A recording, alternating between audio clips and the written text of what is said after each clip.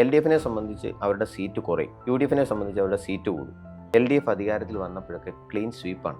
കോൺഗ്രസിന് മാത്രം ഒരു 40 സീറ്റ് കിട്ടിയാൽ യു ഡി എഫ് ഭരിക്കാനുള്ള സാധ്യതയുണ്ട്. ബി ജെ പിയുടെ ആഗ്രഹം തന്നെ അങ്ങനെ ഒരു തൂക്ക് സൗകര്യം. അവർക്കറിയാം എത്രയൊക്കെ പോയാലും ഇത്രയ്ക്ക് സീറ്റേ കിട്ടുള്ളൂ. പൊതുവേ രാഷ്ട്രീയ നിരീക്ഷകരൊക്കെ പറയുന്നത് ഒരു 50ഓളം സീറ്റിൽ എൽ ഡി എഫ് സേഫ് ആണെന്നുള്ളതാണ്. തരംഗം എന്നുള്ള ഒരു സംഗതി ഉണ്ടെങ്കിൽ അത് യു ഡി എഫിന് അനുകൂലമായിട്ടേ ഉള്ളൂ. വലിയ ആത്മവിശ്വാസത്തോടെയാണ് ഇത്തവണ 3 മുന്നണികളും തെരഞ്ഞെടുപ്പിനെ നേരിട്ടത്. അതിൽ തന്നെ പക്ഷേ ഈ എക്സിറ്റ് പോൾ ഫലങ്ങൾ വന്നതിന് ശേഷം അതിനെന്തെങ്കിലും ആത്മവിശ്വാസക്കുറവ് തോന്നിയതായിട്ട് തോന്നിയിട്ടുണ്ടോ? കാരണം എൽ ഡി എഫ് പോലും ആദ്യം വലിയ മാർജിനൊക്കെ പറഞ്ഞിരുന്നെങ്കിലും പിന്നീട് 79, 75, 79 സീറ്റിൽ ഭരണം പിടിക്കും എന്നൊക്കെയാണ് പറയുന്നത്. എങ്ങനെ തോന്നുന്നത്? അതിൻ്റെ ഒരു ഒറ്റ കാര്യം നമുക്ക് ഉറപ്പിക്കാം. എൽ ഡി എഫിനെ സംബന്ധിച്ച് അവരുടെ സീറ്റ് കുറയും, ഷുവറാണ്. യു ഡി എഫിനെ സംബന്ധിച്ച് അവരുടെ സീറ്റ് കൂടും. ബി ജെ പിക്ക് അക്കൗണ്ട് തുറക്കാൻ പറ്റുമോ, എത്ര സീറ്റ് വരെ എന്നുള്ള ചോദ്യം. അതിൽ എൽ ഡി എഫിൻ്റെ ഒരു പ്രതിസന്ധി എന്ന് പറയുന്നത് അവരുടെ ഒരു പ്രാഥമിക കണക്കെടുപ്പിലൊക്കെ സീറ്റ് ഗണ്യമായി കുറയാം എന്നവർ മനസ്സിലാക്കിയിട്ടുണ്ട്. ഏകദേശം ഒരു 20 പേരെ ഒക്കെ പരാജയപ്പെടാം എന്ന് അവരേറെക്കുറെ ഉറപ്പിക്കുന്നു. പൊതുവെ അവരുടെ ഒരു വിലയിരുത്തൽ അങ്ങനെയാണെന്ന് തോന്നുന്നു. അതിൽ തന്നെ പക്ഷേ എന്നാലും കുഴപ്പമില്ല, 98 സീറ്റുള്ള ഒരു മുന്നണിക്ക് 27 പേര് വരെ പരാജയപ്പെട്ടാൽ 71 സീറ്റ് ഉണ്ടാവും. അപ്പോഴും ഭരിക്കാനുള്ള ഭൂരിപക്ഷമുണ്ട്. മറുവശത്ത് യു ഡി എഫിനെ സംബന്ധിച്ച് ആലോചിച്ച് നോക്കി കഴിഞ്ഞാൽ യു ഡി എഫിന് ഇപ്പം 42 സീറ്റിൽ നിന്ന് അത് 71 എത്തിക്കണം. 30 സീറ്റ് പിടിക്കേണ്ടതല്ല, 29 സീറ്റ് പിടിക്കേണ്ട ഒരു സാഹചര്യം. ആ 29 സീറ്റ് പിടിക്കുക എന്ന് പറഞ്ഞു കഴിഞ്ഞാൽ ഈ ഇലക്ഷനിൽ ഒരു ഏറ്റവും ക്ലിയർ ആയിട്ട് പറയാവുന്ന ഒരു സംഗതി, ഒറ്റ വാക്കിൽ പറയാമെങ്കിൽ കോൺഗ്രസിന് മാത്രം ഒരു 40 സീറ്റ് കിട്ടിയാൽ യു ഡി എഫ് ഭരിക്കാനുള്ള സാധ്യതയുണ്ട്. കാരണം 22 സീറ്റ് അവർക്കുണ്ട്.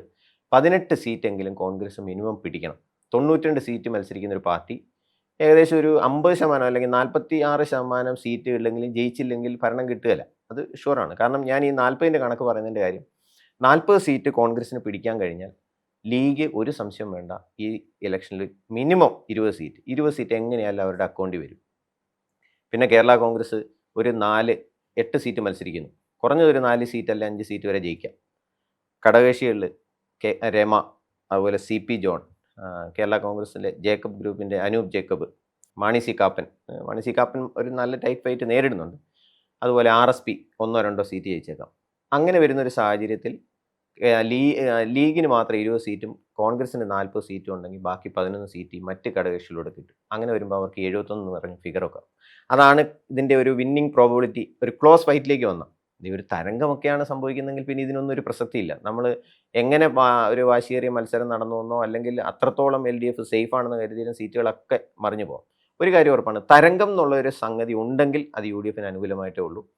ഒരു വാശിയേറിയ മത്സരം ആണ് എന്നാണ് എക്സിറ്റ് പോളുകൾ പറയുന്നത്. അതിൽ ഏറ്റവും ഒടുവിൽ വന്ന ചാണക്യയുടെയൊക്കെ ഫലം അനുസരിച്ചിട്ട് ഒരു ക്ലോസ് ഫൈറ്റ്, ഒരു 3-4 സീറ്റിന് ഡിഫറൻസ് ഫിനിഷ് ചെയ്യാം എന്നും പറയുന്നു. അപ്പോഴും എന്താണെന്ന് വെച്ചാൽ 10 വർഷം ഭരിച്ച ഒരു സർക്കാരിൽ നിന്ന് ഉണ്ടാകാവുന്ന നെഗറ്റീവ്സ് അല്ലെ ഭരണവിരുദ്ധ വികാരം ഒക്കെ ഉണ്ട്. യു ഡി എഫിനെ സംബന്ധിച്ച് അത് അത്രത്തോളം ക്യാഷ് ചെയ്ത് എത്താൻ പറ്റിയോ എന്നുള്ള ഒരു ചോദ്യം. അങ്ങനെ വരുന്ന ഒരു സാഹചര്യത്തിൽ ഈ പറയുന്ന 71 സീറ്റ് കിട്ടിയാലും ഭരണം നിലനിർത്താനായി കഴിഞ്ഞാൽ സ്റ്റാർ എൽ ഡി എഫ് തന്നെ, ഒരു തർക്കവും. ജനക്ഷേമ പദ്ധതികൾ, വികസനം, പിന്നെ പെൻഷൻ, കാര്യമായിട്ട് എൽ ഡി എഫിന്റെ തെരഞ്ഞെടുപ്പ് പ്രചാരണം ഈ 3 കാര്യങ്ങളിൽ ഊന്നിയിട്ടാണ്. അപ്പോൾ അത് ആളുകളിലേക്ക് എത്തിയെന്ന് കൂടി വേണ്ട ഈ ക്ലോസ് ഫൈറ്റ് എന്നുള്ളതുകൊണ്ട് ഉദ്ദേശിക്കുമ്പോൾ. ഇപ്പോൾ ക്ലോസ് ഫൈറ്റിലേക്കാണ് കാര്യങ്ങൾ എത്തുന്നെങ്കിൽ ഒരു സംശയം വേണ്ട. എത്ര കാലം നമ്മൾ ആലോചിച്ചു, ഒരു 10 വർഷം ഒരു സർക്കാർ ഭരിച്ചു കഴിഞ്ഞാൽ ഭരണവിരുദ്ധ വികാരം ഉണ്ട്, സ്വാഭാവികമാണ്. അതിനെ മറികടക്കുന്ന രീതിയിൽ ആ ഭരണത്തോട് അനുകൂലമായി അങ്ങനെ ഒരു വോട്ടിംഗ് പാറ്റേൺ സംഭവിച്ചെങ്കിൽ ഈ പറയുന്ന പെൻഷൻ അല്ലെ സ്ത്രീകൾക്കുള്ള പ്രത്യേക പദ്ധതി, സ്കോളർഷിപ്പ്, ഇങ്ങനത്തെ എല്ലാ കാര്യങ്ങളും ജനങ്ങളിൽ വർക്ക് ചെയ്യുന്നു. ഇപ്പോൾ എത്രയൊക്കെയാണെന്ന് പറഞ്ഞാൽ 5% സ്ത്രീകൾ കൂടുതൽ വോട്ട് ചെയ്തൊരു തെരഞ്ഞെടുപ്പാണ്. അത് വോട്ടിംഗ് പാറ്റേണിൽ ആ രീതിയിൽ സംഭവിച്ചിട്ടുണ്ടെങ്കിൽ ഒരു സംശയമില്ല, സർക്കാരിനെ സംബന്ധിച്ച് അതൊരു വലിയ ഗെയിൻ, വലിയ പ്ലസ് പോയിന്റ്, വലിയ ഗെയിനുമാണ്. അത് തന്നെ അതിൻ്റെ മറുവശം ഒന്ന് ആലോചിച്ച് നോക്കി. ഈ വിവാദത്തിന് യാതൊരു പഞ്ഞം ഉണ്ടായിരുന്ന ഒരു കാലമല്ല. ഒന്നിനു പുറകെ ഒന്നായിട്ട് വിവാദങ്ങൾ, ശബരിമല ആയിക്കോട്ടെ, അഴിമതി ആരോപണം ആയിക്കോട്ടെ, പലവിധ പ്രശ്നങ്ങൾ.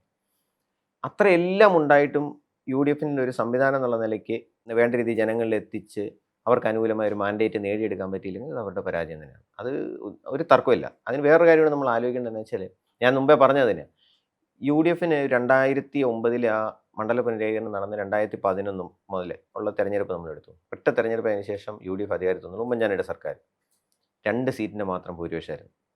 മറുവശത്ത് 2001 മുതൽ 2001 ആന്റണി മന്ത്രിസഭയുടെ കാലം കഴിഞ്ഞിങ്ങോട്ട് എടുത്തു നോക്കി കഴിഞ്ഞാൽ LDF അധികാരത്തിൽ വന്നപ്പോഴൊക്കെ ക്ലീൻ സ്വീപ്പാണ്.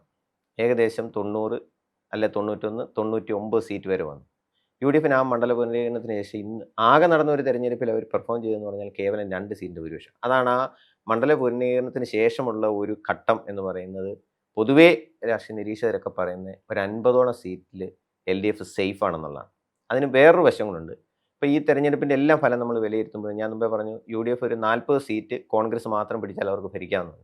മറുവശത്ത് LDFനെ സംബന്ധിച്ച് പറയുമ്പോൾ അതിൽ ഏകദേശം ഒരു 50നും 55നും ഇടയ്ക്ക് സീറ്റ് CPM മാത്രം പിടിച്ചാലേ അവർക്ക് 71 കടക്കാൻ പറ്റുള്ളൂ. അങ്ങനെയും കൂടി ഒരു പ്രശ്നമുണ്ട്. കാര്യം എന്ന് വെച്ചാൽ അതിനകത്ത് ഏറ്റവും നന്നായിട്ട് പെർഫോം ചെയ്താൽ പോലും CPIക്ക് ഒരു 10 അല്ലെ 12 സീറ്റൊക്കെ മാക്സിമം കിട്ടുക, ഏറിയ ഒരു 13 സീറ്റ്. പിന്നെ ഒരു വിഷയം എന്താ വെച്ച് കഴിഞ്ഞാൽ ഇപ്പോഴത്തെ ഒരു രാഷ്ട്രീയ സാഹചര്യത്തിൽ അവർക്ക് ഈ പറയുന്ന കേരള കോൺഗ്രസിൽ നിന്ന് കാര്യമായ ഒരു സീറ്റ് കിട്ടുകയില്ല. പിന്നെ ഒറ്റയ്ക്കൊറ്റയ്ക്കുള്ള സീറ്റുകൾ ഉള്ള ഓരോ പാർട്ടികളിലെ അത് കഴിഞ്ഞുള്ള ചെറിയ ഘടകകക്ഷികൾക്കൊക്കെ ഒന്നോ ഒറ്റയോ സീറ്റ് കിട്ടിയാലേ, അപ്പോൾ ഒരു 50നും 55നും ഇടയ്ക്ക് സീറ്റ് CPM ഒറ്റയ്ക്ക് നേടിയാൽ മാത്രമേ അവർക്ക് 71 എന്നുള്ള മാർജിൻ കിടക്കാൻ പറ്റുള്ളൂ. അതാണ് CPMൻ്റെ ഒരു ബലം. അതായത് CPM പെർഫോം ചെയ്താലേ LDFന് അധികാരത്തിലെത്താൻ പറ്റുള്ളൂ. മറുവശത്ത് UDFൻ്റെ ഒരു ബലം എന്ന് പറയുന്നത് കോൺഗ്രസിന് 40 സീറ്റ് ആയാൽ പോലും ഭരിക്കാമെന്ന് പറയുന്നത് ലീഗിൻ്റെ ഒരു വലിയ ഒരു അതെ വോട്ട് അതെ ബേസും അവരുടെ ഒരു സ്ട്രെങ്തും. കാരണം അങ്ങനെ ഒരു ഘടകകക്ഷി ഇന്ന് കേരളത്തിലില്ല, മുസ്ലിം ലീഗിനല്ല. കാരണം ഒറ്റയ്ക്കൊരു 26 സീറ്റ് മത്സരിക്കുന്ന ഒരു പാർട്ടി 20 അല്ലെ 22 സീറ്റ് വരെ വിജയിക്കാനുള്ള ഒരു സാധ്യത എന്ന് പറയുമ്പം ഏറ്റവും നല്ല സ്ട്രൈക്ക് റേറ്റ് ഉള്ളത് അവർക്കാണ്. അതാണ് UDFൻ്റെ എഡ്ജ്. അപ്പം അങ്ങനെ ഒരു ഘടകകക്ഷിയുടെ പിന്തുണ. മറുവശത്ത് ഈ പറയുന്ന പോലെ ഈ 2001 മുതൽ ഇങ്ങോട്ട് എടുത്തു കഴിഞ്ഞാൽ ഏറ്റവും രസകരമായ ഒരു സംഗതി ഈ 2011 ഇലക്ഷനിലാണ്. അന്ന് എടുത്ത് നോക്കിക്കഴിഞ്ഞാൽ 72 സീറ്റ് കോൺഗ്രസിന് കിട്ടിയപ്പോൾ, അല്ല UDFന് കിട്ടിയപ്പോൾ 38 സീറ്റ് മാത്രമേ കോൺഗ്രസിന് തനിച്ചുണ്ടായിരുന്നുള്ളൂ. അന്ന് പക്ഷേ CPMന് കോൺഗ്രസിനേക്കാൾ കൂടുതൽ സീറ്റ് ഉണ്ടായിരുന്നു. എന്നിട്ട് പോലും അവർക്ക് ഈ UDF ഭരിക്കുന്ന ഒരു സാധ്യതയുണ്ട്. അതിന് കാര്യം എന്ന് വെച്ചാൽ അന്ന് 38 സീറ്റ് കോൺഗ്രസിനുള്ളപ്പോഴും 20 സീറ്റ് ലീഗ്, കേരള കോൺഗ്രസിന് സീറ്റുണ്ട്. അങ്ങനെ ഘടകകക്ഷിയെല്ലാം കൂടെ വന്നു കഴിഞ്ഞപ്പോൾ 72 മാർജിനിലെത്താൻ പറ്റി. CPMന് കൂടുതൽ സീറ്റ് കിട്ടിയിട്ട് പോലും ഭരിക്കാൻ പറ്റാതെ പോയത് ഞാൻ മുമ്പേ പറഞ്ഞ പോലെ. CPM ഒറ്റയ്ക്ക് ഒരു 50 സീറ്റിന് മുകളിലെങ്കിലും വന്നാലേ അവർക്ക് ഭരിക്കാൻ പറ്റുള്ളൂ. അങ്ങനെയും കൂടി ഇതിനകത്തൊരു സംഗതിയുണ്ട്. സപ്പോസ് ഈ പറഞ്ഞ പോലെ ക്ലോസ് ഫൈറ്റ് ആണ് വന്നത്, ഒരു തൂക്ക് മന്ത്രിസഭ തന്നെ ഉണ്ടായെന്ന് വെക്കും. അങ്ങനെ വരുന്ന സമയത്ത് BJP അതിൽ നിർണായകമാണ്. തൂക്ക് മന്ത്രിസഭ വന്നാലും ഇല്ലെങ്കിലും ഈ പറഞ്ഞ ഈ മത്സരത്തിലുടനീളം BJPയെ മാറ്റി നിർത്താൻ പറ്റില്ല, നിർണായക ശക്തിയാണ്. ഈ ഓരോ ത്രികോണ പോരാട്ടം തന്നെ നടക്കുന്ന കുറേ മണ്ഡലങ്ങളുണ്ട്. എത്രത്തോളം നിർണായകമായിരിക്കും അങ്ങനെ ഒരു ക്ലോസ് ഫൈറ്റ് വരുന്ന സമയത്ത് BJPയുടെ ഒരു സാന്നിധ്യം? BJPയുടെ ആഗ്രഹം തന്നെ അങ്ങനെ ഒരു തൂക്ക് സൗകര്യം. അവർക്കറിയാം എത്രയൊക്കെ പോയാലും ഇത്രയ്ക്കുള്ള സീറ്റേ കിട്ടുള്ളൂ.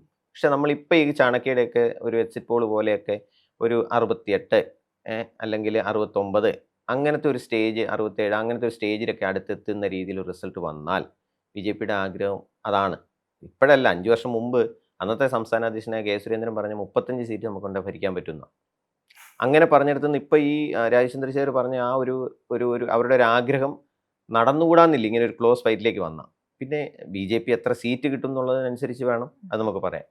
BJP ആദ്യം പറഞ്ഞ സീറ്റിൽ നിന്നൊക്കെ എത്രയോ താഴെ പോയി. പിന്നീട് ഏറ്റവും നിർണായകമായ 4 മണ്ഡലങ്ങളിലേക്ക് വരെ BJPയുടെ സാധ്യത എത്തി. എത്രത്തോളം ഉണ്ടാവും ഈ പ്രാവശ്യത്തെ ഒരു തെരഞ്ഞെടുപ്പ് ജയിക്കുകയാണെങ്കിൽ സാധ്യത? അതിപ്പം പറഞ്ഞേ തൂക്കുസഭയിൽ വരുമ്പോൾ എന്ന് പറഞ്ഞ പോലെ ക്ലോസ് ആയിപ്പോയ ഒരു അക്കൗണ്ട് റീഓപ്പൺ ചെയ്യാം എന്ന തികഞ്ഞ ആത്മവിശ്വാസം അവർക്കുണ്ട്. അതിന് 2-3 ഘടകങ്ങളുണ്ട്. ഒന്ന് അവരുടെ ക്ലാസ് മണ്ഡലങ്ങളായ ഇപ്പം നേമമായാലും അതുപോലെ കഴക്കൂട്ടമായാലും ഒക്കെ പാർട്ടി ഒരു ഉറച്ച വിജയപ്രതീക്ഷ. ഏറ്റവും ഒടുവിൽ അവരുടെ അവലോകനം തന്നെ നേമം, കഴക്കൂട്ടം, ചാത്തന്നൂർ, തിരുവല്ല, പാലക്കാട് എന്നീ 5 സീറ്റ് ഉറപ്പായിട്ടും ജയിക്കുന്ന.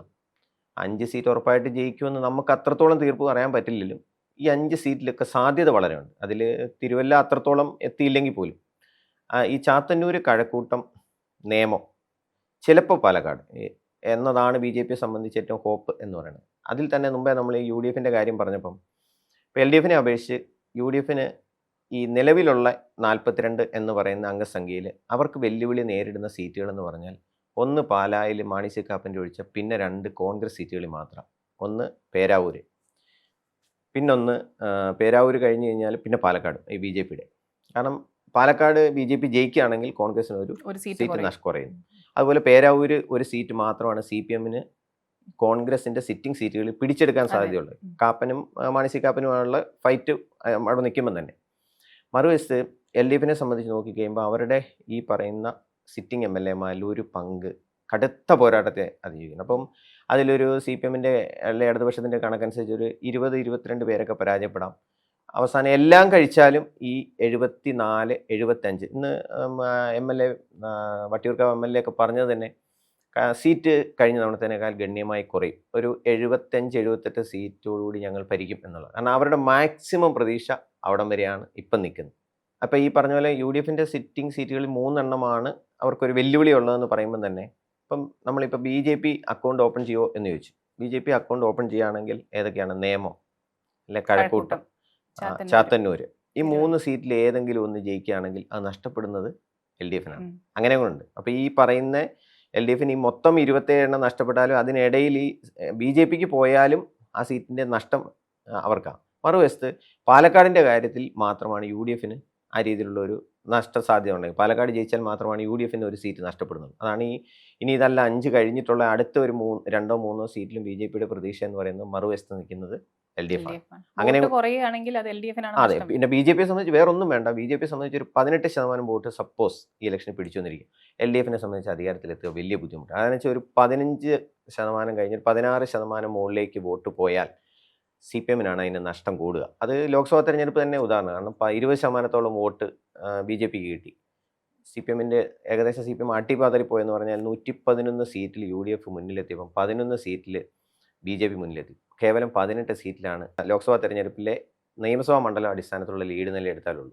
എന്നുവെച്ചാൽ 20% വോട്ട് BJPക്ക് കിട്ടി. ഈ തദ്ദേശ തെരഞ്ഞെടുപ്പിലും കിട്ടിയ 6 ജില്ലയിൽ 20% വോട്ട്. നോർമലി ലോക്സഭയിലേക്ക് വേറെ വോട്ടിംഗ് പാറ്റേണാണ്, നിയമസഭയിൽ വേറൊന്നാണ്. അപ്പം കഴിഞ്ഞ 2016 15% NDAക്ക് വോട്ട് കിട്ടിയപ്പോൾ 91 സീറ്റായിരുന്നു. പക്ഷേ 2021 12% NDAയുടെ വോട്ട് ഷെയർ കുറഞ്ഞു. അപ്പോൾ എന്ത് വേണ്ടി CPMൻ്റെ സീറ്റും LDFൻ്റെ സീറ്റ് കൂടുകയും ചെയ്തു. അതാണ് ഈ വോട്ട് ഒരു 10%-നും 15%-നും ഇടയ്ക്കായിട്ട് BJPയുടെ വോട്ട് നിൽക്കുകയാണെങ്കിൽ ഈ LDFൻ്റെ ഒരു തുടർഭരണം എന്നുള്ള ഒരു മോഹത്തിനൊക്കെ സാധ്യത തെളിയും. അതിങ്ങനെ ക്രോസ് ചെയ്ത് ഒരു 20%-ലേക്ക് എത്തുമ്പോൾ അതിനുള്ള സാധ്യത കുറഞ്ഞു വരും.